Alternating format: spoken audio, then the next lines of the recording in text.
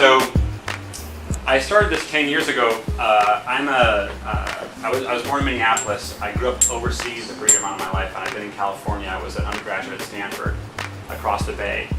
And I studied music in college. My actual major was political science. But when I got out of college, I went straight into music. I started studying piano, playing in bands. I traveled around, played in bands for a long time, and was in and around music. But I'd never really been an entrepreneur. I hadn't started my own company. Was just kind of scraping by as a musician, and had this idea based on my own personal experiences, and decided one day maybe I'll try to see if I can't turn this into a business, and share the idea with a friend of mine who had already had some success as a businessman, and we founded the company.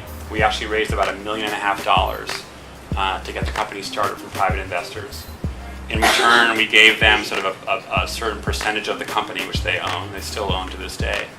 And started building the product.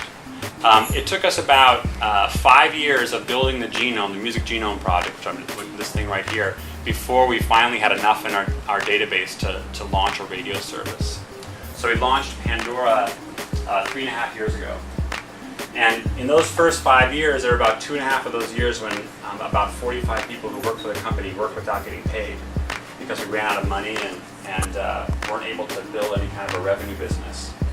By the end of the 5-year period, I had 11 maxed out credit cards, which is a terrible thing. I'm like the poster child for those advertisements on TV that say, don't get in trouble with credit cards.